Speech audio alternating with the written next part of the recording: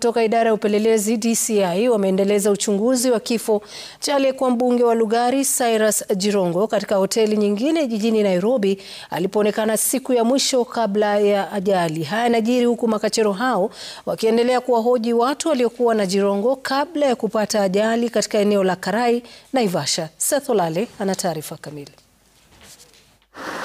Ni katika hoteli hii ya Park Place iliyoko eneo la Karen, kaunti ya Nairobi, ndipo marehemu Cyrus Jirongo anaripotiwa kuzuru siku ya mwisho kabla ya kifo chake.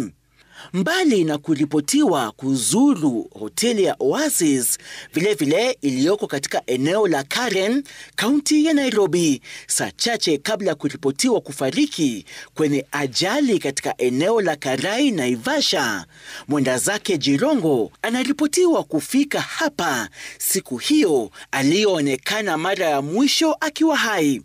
Aidha, inaripotiwa kuwa mbunge huyo wa zamani wa Lugari alizuru hoteli hii ya Park Place akiwa na marafiki zake siku ya mwisho akiwa hai.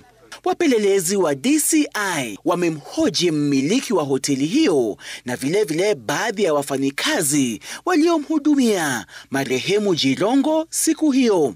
Mmiliki wa hoteli ya Park Place alidinda kuzungumza nasi akisema kwamba hawezi kuzungumzia kisa hicho wakati uchunguzi unaendelea.